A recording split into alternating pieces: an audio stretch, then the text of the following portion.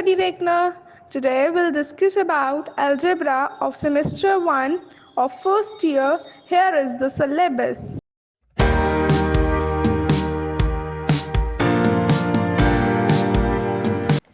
आज हम बात करने वाले हैं यूनिट 2 की, जिसमें हम बात करेंगे बेसिक नंबर थ्योरी। तो सबसे पहले हम डेफिनेशन देख लेते हैं। If a and b are natural numbers and a is equals to bq plus r for the non-negative integers q and r with r lying between 0 and b, integer q is called the quotient and r is called the remainder when a is divided by b।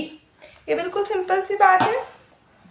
हमारे पास क्या है equation हमारी कुछ इस form की है, a is equals to bq plus r, right? a is equals to bq plus r, q is your quotient, ठीक है, r is your remainder, और हम कह रहे हैं ये कब आएंगे दोनों, जब हम a को डिवाइड करेंगे b से। तो सिंपली अगर आप देखो तो ये आपकी डिवीजन एल्गोरिथम ही है, ठीक है। और जो r की वैल्यू है वो b से छोटी होगी, लेकिन 0 भी हो सकती है और 0 से बड़ी भी हो सकती है, राइट।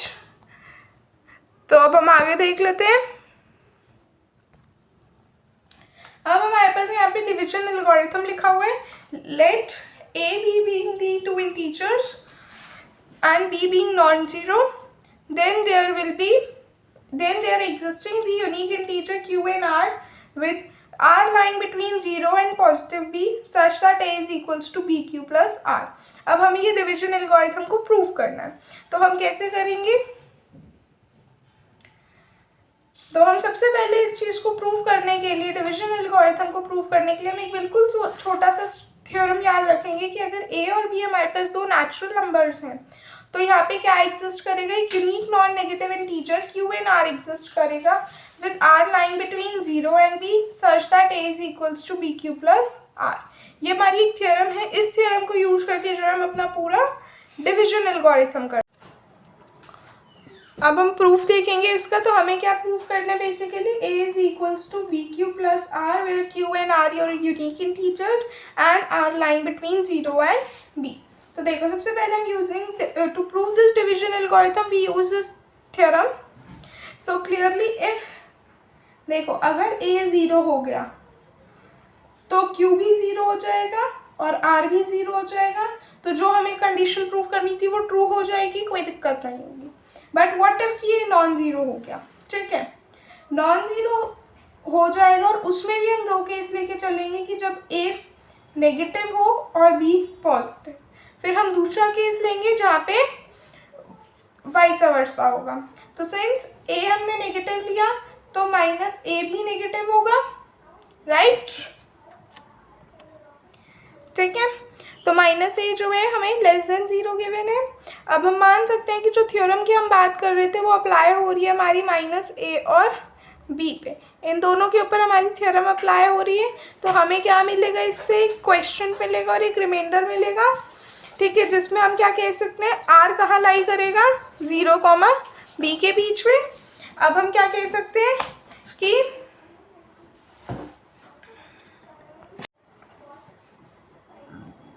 हमने बताया r जो है 0, b में लाई करेगा, सच दैट हमारे पास कितना आ जाएगा, minus a is equals to bq plus r। Since a is negative, ये माइनस का साइन उधर भेज दोगे तो कितना आ जाएगा, माइनस qb माइनस r, ठीक है। और अगर r 0 हो गया तो हम क्या कह सकते हैं कि a किसके इक्वल आ गया, माइनस qb के, ठीक है। और अगर r पॉजिटिव हो गया तो हम क्या कह सकते हैं, a की वैल्यू कितनी आ जाएगी, ये हो जाएगा minus q minus 1b plus q minus plus b minus r, minus q minus 1b plus b minus r हो जाएगा। Since r lies between 0 and b, तो हम क्या कह सकते हैं, b माइनस r भी किस में लाई करेगा, 0, b में, ठीक है। So in either case we have expressed a in the desired form. हम a को किस तरह से, इस तरह से भी रिप्रेजेंट कर सकते हैं, इस तरह से भी और इस तरह से भी। तो ये तीन वेज है जिस तरह से हम अपने a को रिप्रेजेंट कर सकते हैं। ठीक है। तो ये हमारा केस 1 था जहाँ पे ए भी नेगेटिव था और बी पॉजिटिव था।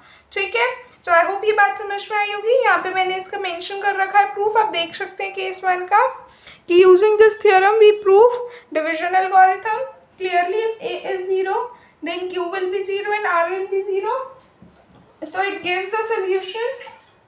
So we consider other cases individually. Case 1 where B is positive and A is negative. So since A minus A is negative, अगर A negative है तो minus A क्या हो जाएगा, पॉजिटिव हो जाएगा। तो applying the theorem to minus A and B. So when you apply the theorem तो हमें क्या मिलेगा, एक Q and R यानी कि क्वेश्चन का रिमाइंडर मिलेगा with R lying between 0 and B such that minus A किसके इक्वल आ जाएगा, BQ plus R के। अब हम A को, अब ये माइनस साइन उधर भेज देंगे तो A को हम कैसे एक्सप्रेस कर सकते हैं, minus BQ plus minus BQ minus R। ठीक है, अब अगर R 0 हो जाएगा तो ये इक्वेशन क्या रह जाएगी, माइनस BQ, और अगर R पॉजिटिव हो गया तो ये क्या आ जाएगा, minus Q minus 1 B plus B minus R। और R कहाँ लाई करे, B माइनस R कहाँ लाई करेगा, 0 से B इंटरवल के बीच में। ठीक है, so in either case be express in the desired form. अब हम केस 2 लेंगे जहाँ पे B नेगेटिव हो जाएगा और A पॉजिटिव। ठीक है, देख लेते हैं एक बार। अब हम बात कर लेते हैं केस 2 की, जहाँ पे अब हमारे पास B क्या है, नेगेटिव है, और A जो है पॉजिटिव भी हो सकता है और नेगेटिव भी हो सकता है। तो देख लेते हैं एक बार। Now B can be less than 0, और A के ना या तो A आपका नेगेटिव हो सकता है या आपका A पॉजिटिव हो सकता है, दोनों ठीक है। सिंस B जो है लेस देन 0 है तो इसका मतलब माइनस B भी लेस देन, माइनस B बड़ा हो जाएगा 0 से। So now we can say that using the theorem and the case 1 it implies कि हमारे पास जो है एक इंटीजर Q और R होगा सच दैट R जो है कहाँ लाई करेगा, 0 कॉमा B के बीच में, 0 कॉमा माइनस B में एक्चुअली।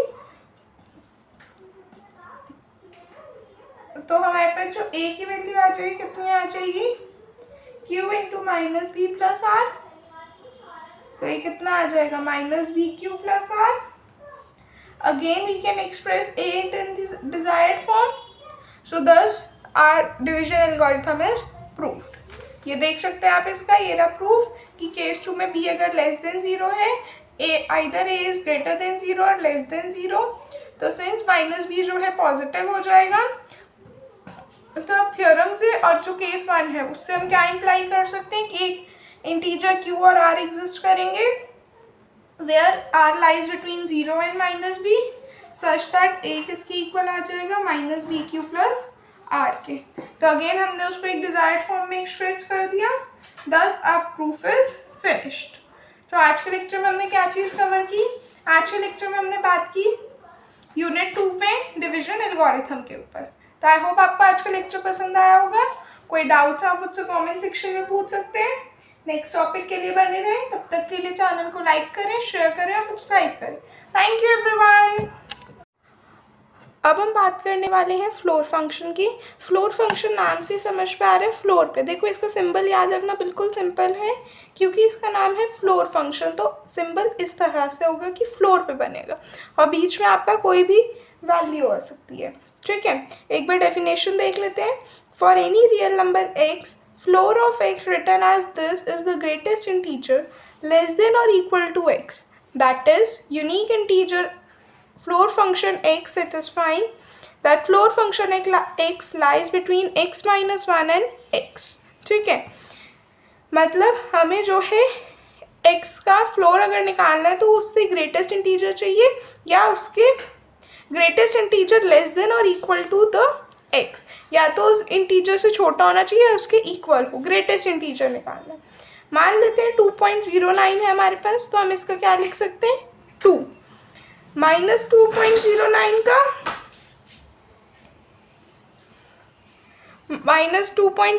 हम क्या लिख सकते हैं, -3 क्योंकि हमें ग्रेटेस्ट लेस इंटीजर चाहिए, ग्रेटेस्ट इंटीजर लेस देन और इक्वल टू चाहिए। ऐसे अगर हम कोई एक पॉजिटिव नंबर ले लें से 15, तो वो 15 ही रहेगा। ठीक है, अब हम एक इसी का अपोजिट जो है वो सीलिंग फंक्शन होता है। नेक्स्ट फंक्शन हमारे पास सीलिंग है, इसी का जस्ट अपोजिट है। सीलिंग है तो ऊपर आप टॉप कवर कर दो और बीच में वैल्यू आ जाएगी। सीलिंग फंक्शन क्या होता है? For any real number x, ceiling of x written as in this form is the least integer greater than or equal to x। मतलब अब इसके अंदर जो इंटीजर होगा वो कैसा होगा? लीस्ट इंटीजर होगा, जो x से बड़ा भी हो सकता है और उसके इक्वल भी हो सकता है। That is unique integer ceiling function x satisfying that it lies between x and x plus 1। इसको भी हम एग्जाम्पल से समझ लेते हैं, जिसे अब हमें निकालना है 2.09 का सीलिंग। कितना आ जाएगा? 3। सीलिंग निकालना है एक पॉजिटिव इंटीजर 15 का, तो 15 हो जाएगा। ठीक है, सीलिंग फंक्शन निकाल रहे हैं हम -2.09 का या 2.2 का, तो कितना आ जाएगा? -2। ठीक है, हमें क्योंकि नंबर लीस्ट चाहिए तो हम छोटा नंबर लेंगे -2। ठीक है, ऐसे अगर हम निकाल रहे हैं 1.98 का, तो कितना आ जाएगा? 2 आ जाएगा। तो आपको ये समझ में आया सीलिंग और फ्लोर फंक्शन क्या होता है? ठीक है, अब इसी का जो है हम यूज आगे करने वाले हैं। If A is BQ plus R, then Q is the floor or ceiling of A by B according to B being positive or negative। मतलब जैसी जैसी B की वैल्यू होगी, अगर B पॉजिटिव होगा तो हमारे पास उस अकॉर्डिंगली फ्लोर या सीलिंग फंक्शन लगेगा, अगर B नेगेटिव हुआ तो उस अकॉर्डिंगली फ्लोर और सीलिंग फंक्शन लगेगा। देख लेते हैं एक बार, ये देखेंगे। अगर अब हमारे पास equation A is equals to BQ plus R है, BQ प्लस R, और अगेन R पे वही कंडीशन है कि वो 0 से B के बीच में लाई कर रहा है। तो अब हम अपना जो है Q किस तरह से डिफाइन करते हैं? देखो, Q को हम आइदर सीलिंग बोलेंगे या फ्लोर बोलेंगे। ठीक है, अब कब कौन सा कब बोलेंगे? ये क्या होता है हमारा फ्लोर फंक्शन। फ्लोर फंक्शन कब होगा? जब B की वैल्यू पॉजिटिव होगी। जब B नेगेटिव हो जाएगा तो ये सीलिंग फंक्शन बन जाएगा। ये लिखा हुआ है यहाँ पे, आप देख सकते हैं कि Q फ्लोर फंक्शन कब है? जब B पॉजिटिव है, और सीलिंग कब है? जब B नेगेटिव है। तो अगर A की वैल्यू -58 है और B की वैल्यू -17 है, आप क्लियरली देख सकते हैं B एक नेगेटिव वैल्यू है, हमें A से कोई मतलब नहीं। A पॉजिटिव हो, नेगेटिव हो, 0 हो, कुछ भी हो, हमें उससे कोई मतलब नहीं है, बट हमें B पे ध्यान देना है। ठीक है, तो अगर आप B पे ध्यान देंगे तो B क्या है आपके पास? नेगेटिव है। नेगेटिव है, इसका मतलब फ्लोर फंक्शन सीलिंग फंक्शन बनेगा वो, तो हमने बस सीलिंग फंक्शन बना दिया और 3.41 का सीलिंग क्या हो जाएगा? 4 हो जाएगा। ऐसे ही A यहाँ पे हमारे पास नेगेटिव है, B पॉजिटिव है। अगेन अब B पॉजिटिव हो गया तो हम क्या लेंगे? एक फ्लोर फंक्शन। ठीक है, फ्लोर फंक्शन लिख देंगे। अब इसका फ्लोर फंक्शन कितना आ जाएगा? -28। बस आपको इन डेफिनेशंस के थ्रू जाना है। इन केस अगर आपको इस डेफिनेशन में भी कोई दिक्कत लगती है ना, आपको इनमें से ये 4 एग्जांपल्स लिखे हुए हैं, कोई भी एक एग्जांपल अच्छे से आप याद रख लीजिए। कभी भी आपको आए पेपर में सीलिंग या फ्लोर फंक्शन के लिए, तो आप इसको एक बार जरूर लिख लीजिएगा अपने रफ में, ताकि आप इसी से उस चीज़ को कोरिलेट कर सकें। ठीक है, फिर आपकी गलती भी नहीं होगी। आइए आगे चलते हैं। अब हम बात करेंगे डिविजिबिलिटी एंड यूक्लिडियन एल्गोरिथम की। इस लेक्चर में जो है सिर्फ डिविजिबिलिटी रखने वाले हैं, यूक्लिडियन एल्गोरिथम हम नेक्स्ट लेक्चर में पढ़ेंगे। तो आज के लेक्चर में देख लेते हैं डिविजिबिलिटी। डेफिनेशन है यहाँ पे, given A and B are integers, B being non-zero, then we can say B is the divisor or factor of A and A is divisible by B। आप दोनों में से कोई भी बात कह सकते हैं, या तो आप एंड की जगह और कर लीजिए यहाँ पे, कि आप इन दोनों में से कोई भी बात कह सकते हैं कि आइदर यू कैन से कि B इज द डिवाइजर और द फैक्टर ऑफ A, और A is divisible by B, जैसा भी आपको अच्छा लगे। If and only if A is equals to BQ for some integer Q, we write B divides A, that means B divides A और A is divisible by B। अब हम जो अपने आने वाले लेक्चर्स हैं ना, वहाँ पे हम इस चीज़ का बहुत यूज़ करेंगे, तो इस चीज़ को बहुत क्लियर रखिएगा कंसेप्ट, कि इसका मतलब क्या होता है। ये होता है सिंपली b डिवाइड से, आप इतना याद रखें, मतलब b जो है वो a को डिवाइड कर रहा है, ठीक है। अब यहाँ पे कुछ इंपॉर्टेंट रिमार्क्स है हमारे पास। पहला रिमार्क है one divides n for any integer n divides 0 for any integer n non zero, ठीक है। अब आपको यहाँ पे b डिवाइड से समझ में आ गया होगा, तो ये वाली दो रिमार्क्स भी इजीली समझ में आ गए होंगे। आप इसको उल्टा भी कह सकते हैं कि n इज डिविजिबल बाय 1 और 0 is divisible bye 1 n, sorry, ठीक है। यहाँ पे अब हमारे पास ये एक क्वेश्चन है, prove that one of the three consecutive integers a plus 1, a plus 2 is divisible bye 3। अब हमें तीन कंसेक्यूटिव इंटीजर्स गिवन है, हमें बताने की डिविजिबल है बाय 3। कैसे करेंगे देख लेते हैं। हम यहाँ पे अगेन डिविजन एल्गोरिथम यूज करेंगे, ठीक है। यहाँ पे अब हम डिविजन एल्गोरिथम यूज करेंगे। डिविजन एल्गोरिथम क्या कहती है, a is equals to B Q plus R, where r lies between 0 से b तक, ठीक है। सिंस यहाँ पे हमें क्या है, तीन कंसेक्यूटिव नंबर्स गिवन है और हमें मेंशन्ड है यहाँ पे कि दे आर डिविजिबल बाय 3, तो हम जो है यहाँ पे b की वैल्यू कितनी ले लेंगे, 3 ले लेंगे। देख लेते हैं एक बार। तो हम यहाँ पे किस तरह से डिफाइन करेंगे कि b 3 है, तो जो r है वो 3 से छोटा होगा, ठीक है। तो अब हम लिख सकते हैं कि अब हमारे पास पॉसिबल वैल्यूज r की कितनी आ जाएंगी, 0, 1, 2, क्योंकि हमें r को 3 से छोटा लेना है और लेकिन 0 से बड़ा लेना है, तो 0, 1, 2 ये तीन वैल्यूज आ जाएंगी r की।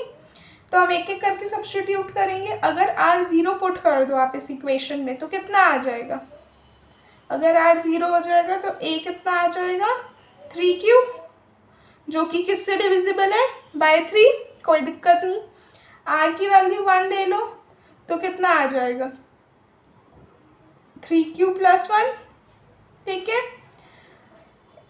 दोनों तरफ प्लस 1 कर दोगे कितना आ जाएगा, a plus 1 equals to 3q plus, sorry हम 2 प्लस कर रहे हैं ना, 3q प्लस 3 हो जाएगा। दैट मीन्स अब ये वाला पार्ट भी डिविजिबल हो गया, ये भी हो गया। मान लेते हैं r की वैल्यू 2, तो a कितना आ जाएगा, 3q प्लस 2, ठीक। सो a प्लस 1 कितना आ जाएगा, 3q प्लस 3, ये भी किससे डिविजिबल हो गया, r से, ठीक है, सॉरी 3 से। सो हेंस ये तीनों जब 3 से डिविजिबल हो गए तो हमने प्रूफ कर दिया। हमें यही प्रूफ करना था कि 3 कंसेक्यूटिव नंबर्स जो है डिविजिबल बाय 3 है। सो आई होप आपको ये समझ में आया होगा। ये एक सिंपल सा रिमार्क है यहाँ पे हमारे पास कि बाइनरी रिलेशन r और natural numbers defined by a, b belonging in r if and only if a divides b is the partial order, ठीक है। ये सिर्फ एक रिमार्क है, हमें पता होना चाहिए। अब हम नेक्स्ट उस पे आ जाते हैं। ये एक बिल्कुल छोटा सा टॉपिक है, फंडामेंटल थ्योरम ऑफ अरिथमेटिक। इसका क्या मतलब है, every integer n greater than equal to 2 in the form of n equals to p1 p2 up to pr for unique set of primes p1 p2 up to pr is equivalently every integer n greater than equal to 2 can be written as n equals to q1 alpha 1 q2 alpha 2 up to qs alpha s to the power alpha s। इसको आप first equation मान रहे हैं। This is the product of the distinct prime numbers, the exponents alpha 1 alpha 2 and up to alpha s, these are unique। So the equation 1 which we have noted is your called as prime decomposition of n। ये पूरी fundamental theorem होती है arithmetic की। अब आप कहोगे ये क्या है, हमें तो नहीं समझ में आया। ये थ्योरम को आप आइडियली यूज़ करते हो, मैं यहाँ पे एक्सप्लेन कर देती हूँ।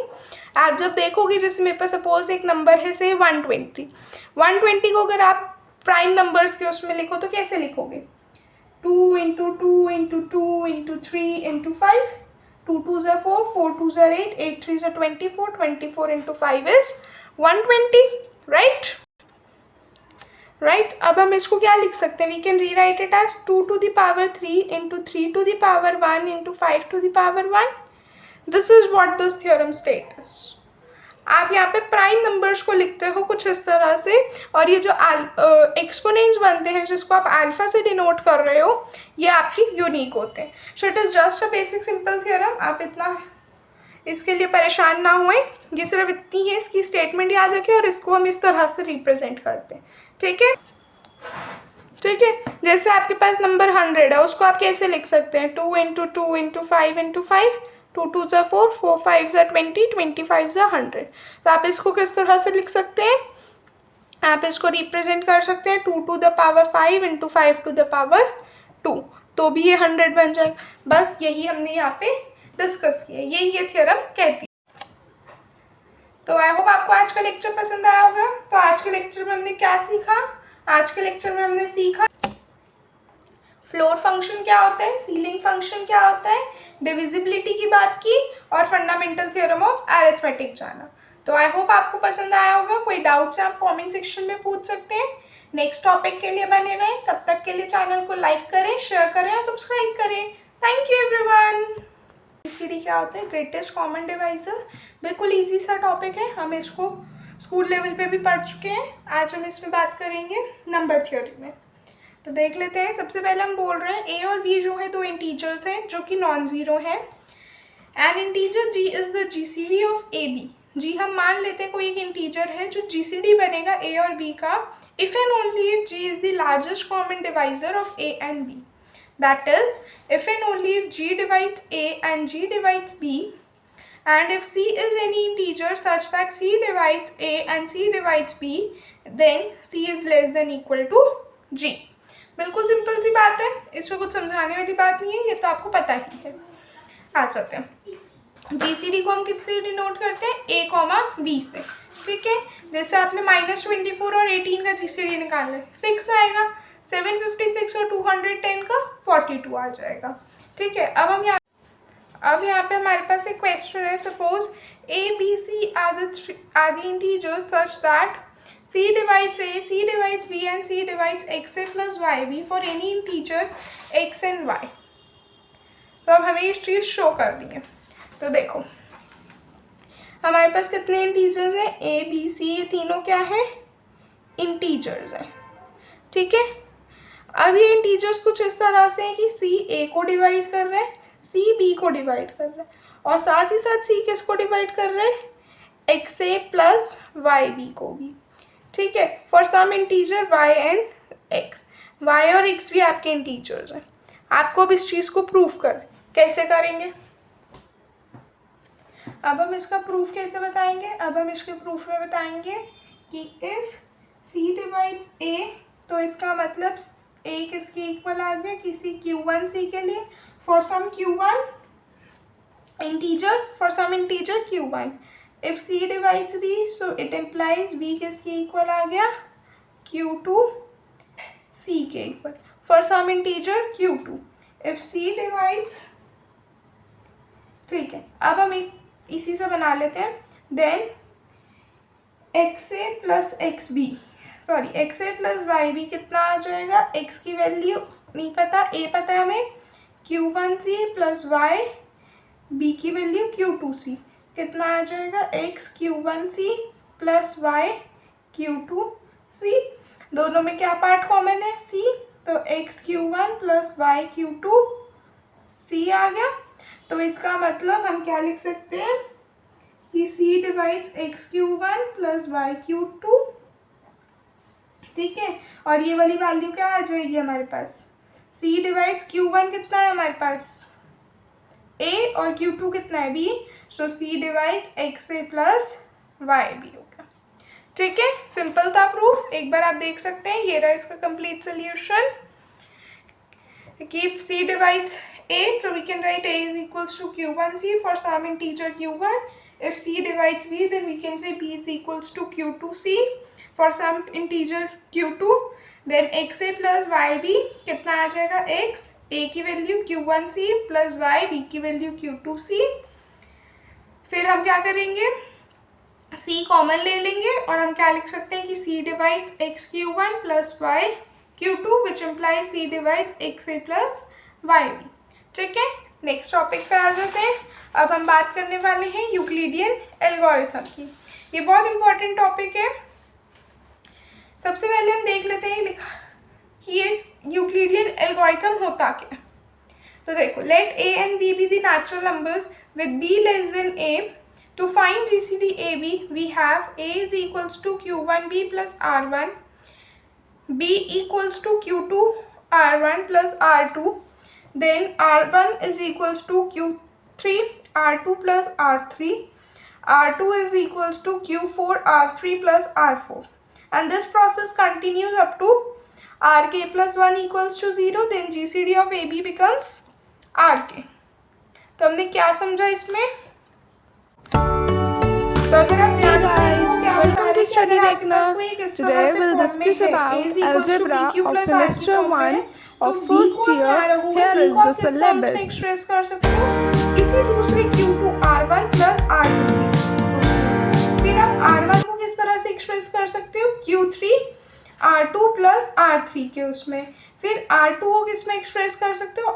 Q4 R3 प्लस R4 के उसमें।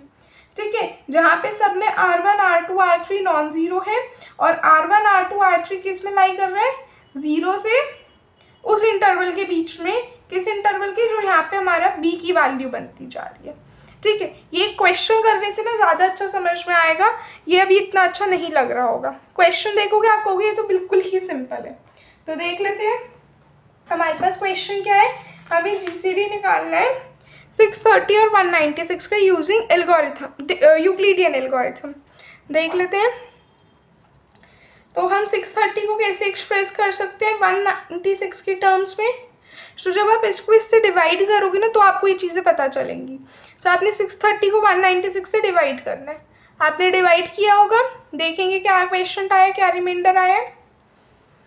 तो जब आपने डिवाइड किया होगा तो आपके पास 3 क्वेश्चन आएगा और 42 रिमाइंडर आएगा।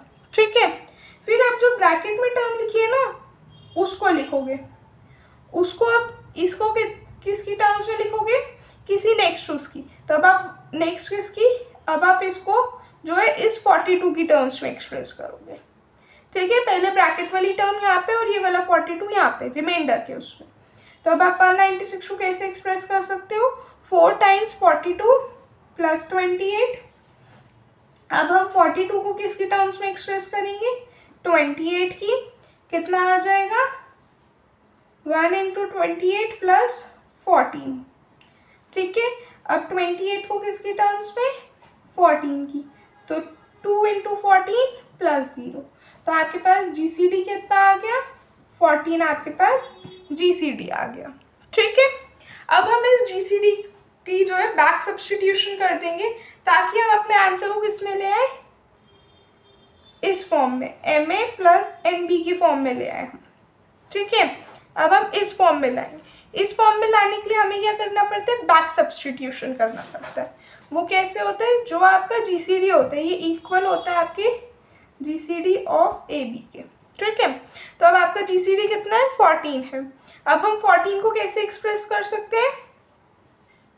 हम इसको लिख सकते हैं 14 को 42 माइनस 1 इंटू 28। आप देखो कैसे लिखोगे, ये 14 है, 14 को यहाँ रखो, ये वाली टर्म को उधर भेज दो, कितना बन जाएगा?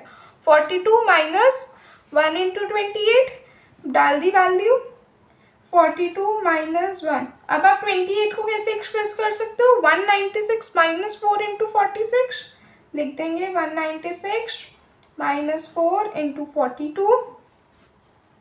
अब आपको मल्टीप्लाई कहीं नहीं करना है, ये बात याद रखना। ठीक है, सिर्फ इस तरह से ही आप अपना करते जाएंगे और आपको जो है लास्ट में M और N की वैल्यू मिल जाएगी। ठीक है, कितना आ जाएगा अब ये? Times 42 minus 1 time 196। ठीक है, अब आप ये सोचोगे कि अब हमें 42 की टर्म्स में एक्सप्रेस करना है कि 196 की। जो हम जो है 42 की टर्म्स में एक्सप्रेस करें, तो हम यहाँ पे जो है 42 की टर्म्स में एक्सप्रेस करेंगे क्योंकि जो हमें जीसीडी निकालना है वो 630 और 196 का निकालना है। तो 196 एज इट इज रहेगा, हम 42 को एक्सप्रेस कर सकते हैं किस तरह से? 630, ये देखो 42 को कैसे एक्सप्रेस करेंगे? 630 माइनस 3 टाइम्स 196 माइनस 1 इंटू 196। ठीक है, कितना आ जाएगा 5 इंटू 630 माइनस 5 3 से 15 इंटू 196 माइनस 1 इंटू 196। सॉल्व कर लेंगे तो कितना आ जाएगा 5 इंटू 630 माइनस 16 इंटू 196। तो ये m आ गया, ये n आ गया। ठीक है, तो हमने एक्सप्रेस कर दिया इसको m a plus n b की फॉर्म में। आप देख सकते हैं ये रहा इसका कंप्लीट सोल्यूशन। हमने सबसे पहले क्या किया, हमने अपने 630 को किस तरह से एक्सप्रेस किया, 196 हमने इसको बी क्यू प्लस आर की फॉर्म में रिप्रेजेंट किया, और ऐसे ही हम तब तक करते रहे जब तक हमें यहाँ पे रिमाइंडर 0 नहीं मिल गया। तो हमारा जीसीडी कितना आ गया 14। अब हमने 14 को किस तरह से लिख सकते हैं, ये हमारा बैक सब्सटीट्यूशन है। ठीक है, किस तरह से लिख सकते हैं वो हमने समझा भी कि 42 माइनस इसको हम पीछे पीछे करते जाएंगे। ठीक है, तो हमने 14 को कुछ इस तरह से एक्सप्रेस किया, तो अब हमारे पास a m minus b n की फॉर्म में आ गया। ठीक है, तो आई होप आपको ये क्वेश्चन समझ में आया होगा, इस टाइप के क्वेश्चन पेपर्स में आते हैं। अब यहाँ पे एक रिजल्ट है, the GCD of A and b is an integral linear combination of them, that is if G is the GCD of AB, then there are integers m and n such that G is equals to am plus bn। जो चीज़ अभी हमने पढ़ी वही चीज़ यहाँ result में लिखी हुई है। आइए अब हम एक देख लेते हैं, हमारे पास इस पैटर्न से भी क्वेश्चन आ सकता है कि हमें GCD निकालना है AB का, where in the form ma plus nb where a is 93 and b is 119। कुछ नहीं करेंगे, बस 119 को किसकी टर्म्स में एक्सप्रेस करेंगे 93 की, और इस तरह से हम इसको करेंगे जब तक हमारे पास रिमाइंडर 0 ना आ। ठीक है, अब हमें निकालना है जीसीडी ऑफ ए बी यानी कि 93 और 119 का। तो देख लेते हैं, 119 को हम 93 की टर्म्स में एक्सप्रेस करेंगे तो किस तरह से लिख सकते हैं, 1 इंटू 93 प्लस 26। 93 को कैसे लिख देंगे, 26 की टर्म्स में लिखेंगे तो 26 कितना आ जाएगा, 3 टाइम्स 26 प्लस 15। अब 26 को अब हम लिखेंगे 15 की टर्म्स में, कितना आ जाएगा 1 प्लस 11, 1 इंटू 15 प्लस 11। 15 कितना आ जाएगा 1 इंटू 11 प्लस 4। 11 कितना आ जाएगा 2 इंटू 4 प्लस 3। 4 कितना आ जाएगा 3 इंटू 1 प्लस 1। ठीक है, अब 3 कितना आ जाएगा हमारे पास 1 इंटू 3 प्लस 0। रिमाइंडर 0 आ गया। हमारा स्टेप तब तक चलता है जब तक हमें 0 ना मिल जाए रिमाइंडर। अब हमें मिल गया, अब हम अपने जीसीडी कितना आ गया आपके पास, जीसीडी 1 आ गया। लिख लेंगे कि जीसीडी ऑफ 93 एंड 119 इज 1। ठीक है, अब हम बैक सब्स्टिट्यूशन करेंगे, तो हम कैसे लिख सकते हैं, 1 इज इक्वल्स टू 1 को किस तरह से आप एक्सप्रेस कर सकते हैं, 4 माइनस 1 इंटू 3 की फॉर्म में, 4 माइनस 1 इंटू 3। अब आप 3 को किस फॉर्म में एक्सप्रेस कर सकते हैं, 4 माइनस 1 इंटू 11 माइनस 2 इंटू 4। ठीक, 4 माइनस 1 इंटू 11 प्लस 2 इंटू 4। तो 2 प्लस यहाँ पे ये कितना है 1 है। ठीक है, 2 प्लस 1 कितना आ गया 3 टाइम्स 4 माइनस 1 टाइम 11। ठीक, अब हम क्या लिख सकते हैं, अब हम 4 को किस उसमें एक्सप्रेस करेंगे, 15 माइनस 1 टाइम 11 माइनस 1 टाइम 11। ठीक है, अब हम यहाँ पे किसको एक्सप्रेस करेंगे 11 को। पहले इसको हम सॉल्व कर लेंगे, 3 टाइम्स 15 आ जाएगा माइनस 3 टाइम्स 11 माइनस 1 टाइम 11। अब आप इसको सॉल्व कर लेंगे तो कितना आ जाएगा, 4 टाइम्स 11 बन जाएगा ये, 3 टाइम्स 15 माइनस 4 टाइम्स 11। अब 4 टाइम्स 11 को हम क्या लिख सकते हैं, 4 टाइम्स 26 माइनस 1 टाइम 15। कितना आ जाएगा, 3 times 15 minus 4 times 26 plus 4 times 15। अब हम क्या लिख सकते हैं, 3 4 7 टाइम्स 15 माइनस 4 टाइम्स 26। ठीक है, अब हम इसको लिख लेंगे 7 टाइम्स 15 को। अब हम 7 टाइम्स 15 को कैसे लिख सकते हैं? हम लिख सकते हैं 7 टाइम्स 93 माइनस, लिख लेंगे 7 टाइम्स 15 को हम लिख सकते हैं कुछ इस तरह से, 93 माइनस 3 टाइम्स 26 माइनस 4 टाइम्स 26। अब आप इसको सॉल्व कर लेंगे, कितना आ जाएगा? 7 times 93 minus 21 times 26 minus 4 times 26। ठीक है, तो 7 टाइम्स 93 एज इट इज़ रहेगा माइनस 25 टाइम्स 26 हो जाएगा। ठीक है, सो क्लियरली हमें दिख रहा है कि ये हमारे पास m आ गया और ये वाला पार्ट हमारे पास n आ गया। तो हमने इस फॉर्म में भी एक्सप्रेस कर दिया ma प्लस nb की फॉर्म में, आप देख सकते हैं। ये रहा इसका कंप्लीट। कॉन्ग्रुएंस में हमारे पास क्या है, सबसे पहले हम इसका मतलब जान लेते हैं कॉन्ग्रुएंस का क्या होता है। तो गिवन है हमारे पास दो इंटीजर्स a और b, और a को हम कॉन्ग्रुएंट कह रहे हैं b मॉड्यूलो n के, या a is congruent to b mod n। We write a, ये कॉन्ग्रुएंसी का सिंबल है, a congruent to b mod n if and only if n divides a minus b। The number n is called modulus of congruence. ठीक है, हमारे पास यहाँ पे congruence की condition defined है, इस कंडीशन को भूलना नहीं है, इसी के बेसिस पे जो है हम सारे क्वेश्चंस को करेंगे। ठीक है, ये कंडीशन क्या बता रही है इसने कॉन्ग्रुएंस की? वो कहता है कि अगर a is congruent to b if and only b mod, if and only if GCD of a and n, a और n का जो जीसीडी है वो डिवाइड कर जाएगा किसको? एक सेकेंड, b को। ठीक है, या हम ये वाली बात भी याद रख सकते हो, और हम क्या कह सकते हैं कि n जो है किसको डिवाइड कर रहा है? a माइनस b को। ये दोनों कंडीशंस को हम लेके चलेंगे। ठीक है, तो सबसे पहले हम मान लेते हैं ये वाली कंडीशन से। ठीक है, क्योंकि जो आपके ये वाले क्वेश्चन है ना, जहाँ पे आपको कॉन्ग्रुएंस को एक्चुअली चेक करना है, वो आप इसी तरह से करते हो। ठीक है, आप डायरेक्टली जीसीडी भी ले सकते हो, या आप इस वाले से भी कर सकते हो, जिस तरह से आपको ठीक लगे। तो हम देख लेते हैं, अगर हमें गिवन है 3 इज कॉन्ग्रुएंट टू 17 मॉड 7। ठीक है, तो हमारे पास क्या स्टेप कहता है? a माइनस बी करना, तो 3 माइनस 17 कितना आ गया? माइनस 14। ठीक है, so now minus 14 divides 7, so thus this is true. तो it means 3 is congruent to 17 mod 7। Similarly हमारे पास है -2 इज कॉन्ग्रुएंट टू 13 मॉड 3। आपको ऐसे देगा और पूछेगा चेक करो कि ये कंडीशन ट्रू है या नहीं है। तो हम क्या करेंगे? -2 माइनस 13 करेंगे, -15 आ गया, और -15 जो है 3 को डिवाइड कर रहा है, तो thus इट इज ट्रू। ये कितना आ जाएगा? -5। तो ये ट्रू हो गई कंडीशन। ठीक है, अब हम आ जाते हैं यहाँ पे, कुछ रिमार्क्स लिखे हुए हैं, ये रहे इनके सॉल्यूशंस, आप देख सकते हैं।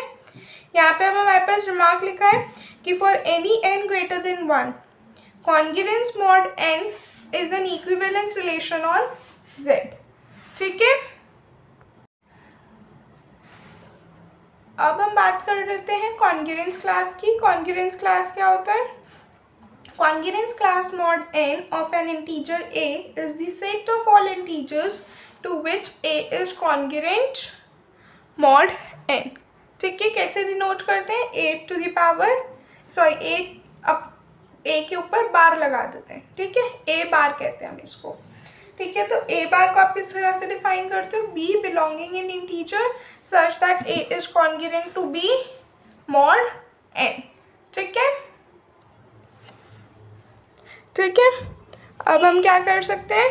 हम यहाँ पे एक देख लेते हैं, एक एग्जांपल है जिसकी हम कॉन्ग्रुएंस क्लास निकाल रहे हैं। तो -8 इज कॉन्ग्रुएंट टू -17 मॉड 25। ठीक है, ठीक है, यहाँ पे हम +17 ले लेते हैं। ठीक है, +17। तो अब हम क्या लिख सकते हैं यहाँ पे कि हम पहले चेक कर लेंगे कि -8 -17 आ जाएगा कितना? -25। जो कि किसको डिवाइड कर रहा है, 5 को। थोड़ा सा एरर हो गया है, ये 5 है और ये यहाँ पे ये डिवाइड कर रहा है 5।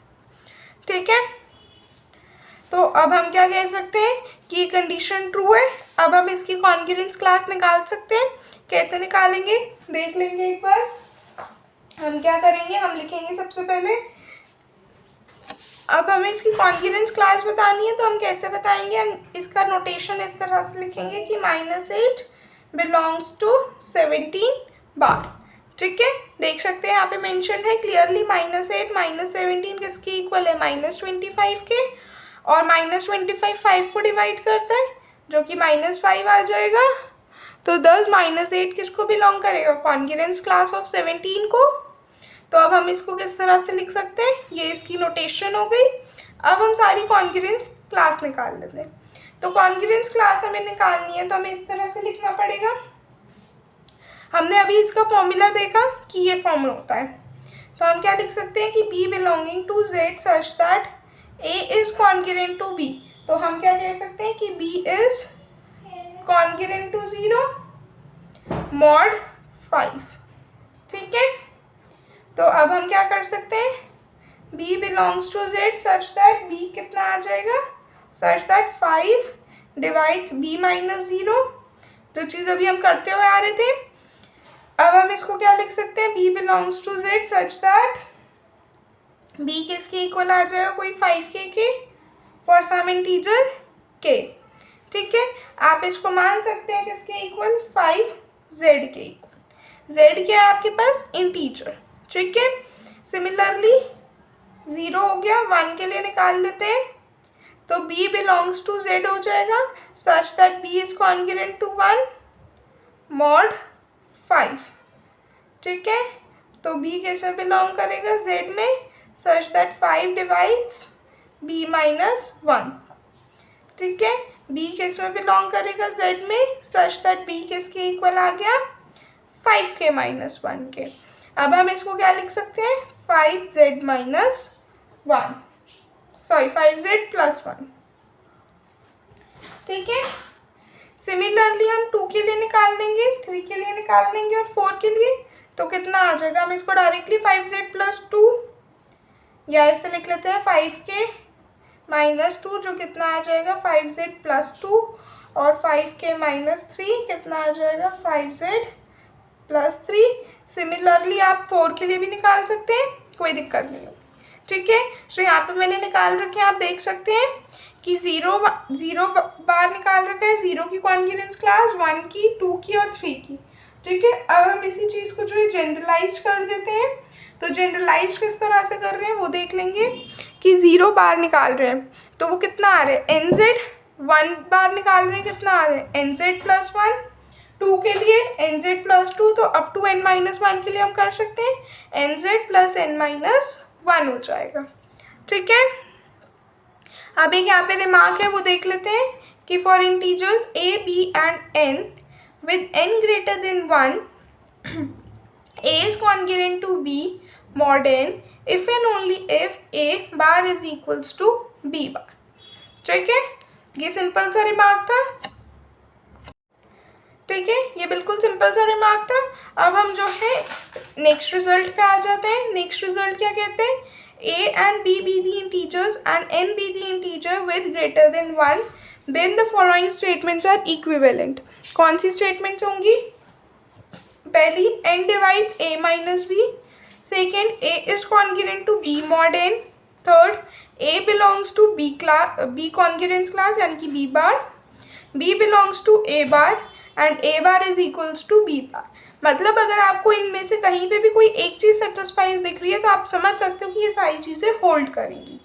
ठीक है, एक प्रोपोजिशन है कि if A is equals to X mod N and B is if A is congruent to X mod N and B is congruent to Y mod N then A plus B is congruent to X plus Y mod N and AB is equals to XY mod N।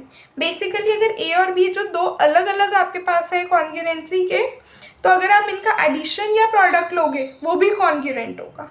ठीक है, अब हमारे पास एक example है यहाँ पे जो paper में अक्सर आता है कि solve each of the congruents if possible. ठीक है, सो एक एग्जांपल देख लेते हैं। हमारे पास क्या है, 9x कॉन्ग्रुएंट टू 6 mod 15 देख लेते हैं। तो देख लेते हैं क्या है, 9x कॉन्ग्रुएंट टू 6 mod 15। क्या करेंगे हम, using the definition of congruence हम क्या बताएंगे कि GCD of A and n should divide b. ठीक है, सो अब हम क्या कह सकते हैं, 9 और 15 का जीसीडी कितना आ जाएगा, 3, और वो किसको डिवाइड कर रहा है, 6 को। सो यानी कि कंडीशन के अंदर कॉन्ग्रुएंस होल्ड कर रहा है। अब हम देख लेंगे कि इसमें जो है कौन सा सोल्यूशन बनेगा। ठीक है, ठीक है, अब हम देखो कैसे लिख सकते हैं। अच्छा, अगर आप ये वाली इक्वेशन को 1 मान लें, इस इक्वेशन को क्या हम ऐसे लिख सकते हैं, 3 × 3x is congruent to 3 × 2 mod 3 × 5, ये भी हम लिख सकते हैं। तो अब हम इसमें सब में से 3 कैंसिल आउट कर देंगे तो कितना आ जाएगा, 3x is congruent to 2 mod 5 लिख सकते हैं।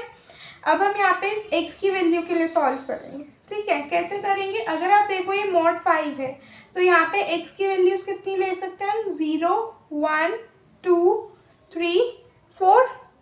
ठीक है, तो मान लेते हैं हम x की वैल्यू पहले 0 मानेंगे तो कितना आ जाएगा, 3 × 0 इज कॉन्ग्रुएंट टू 2 mod 5।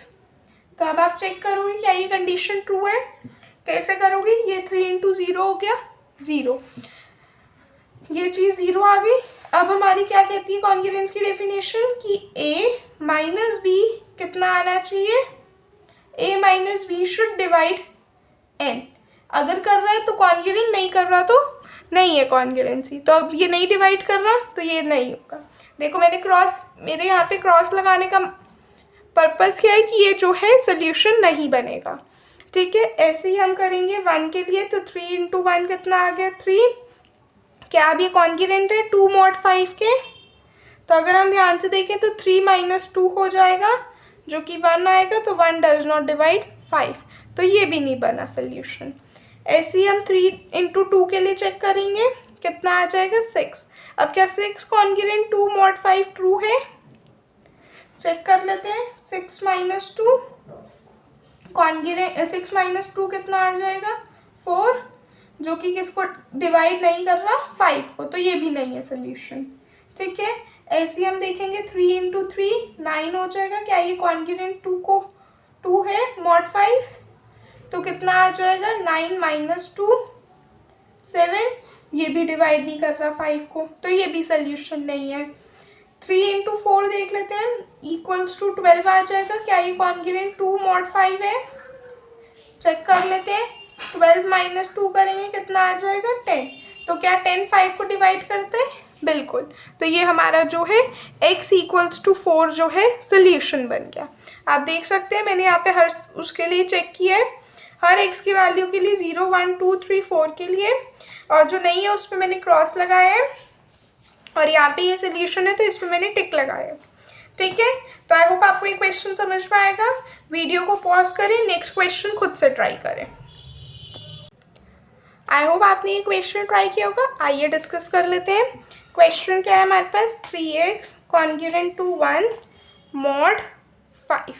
ठीक है, तो अब हम सबसे पहले क्या चेक करेंगे कि ये कॉन्ग्रुएंसी होल्ड हो रही है कि नहीं हो रही, फिर ही तो हम सॉल्यूशन निकाल सकते हैं ना।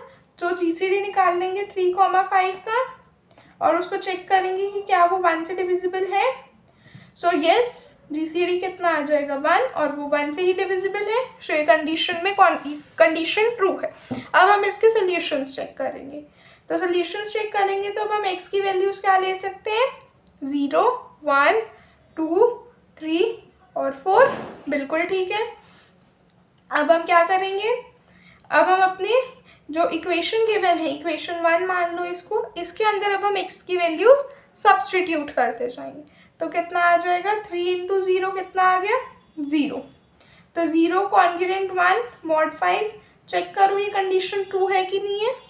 तो 0 - 1 आ गया -1, क्या -1 डिवाइड करते हैं 5 को, नहीं करता।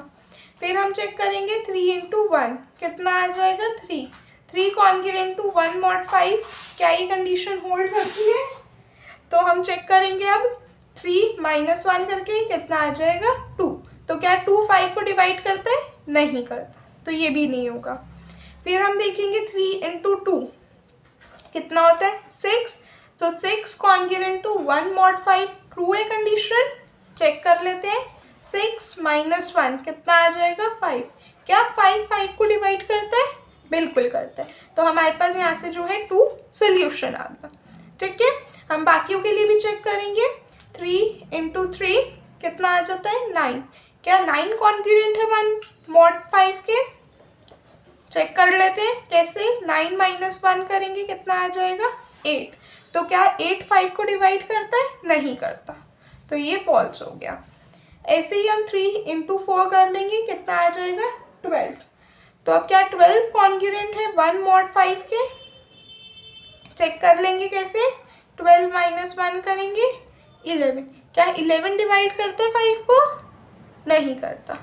ठीक है, तो आई होप आपको ये बात समझ में आई होगी। यहाँ से सिर्फ हमारे पास 2 ही सोल्यूशन बनता है, तो हम लिख देंगे thus x equals to 2 is a solution.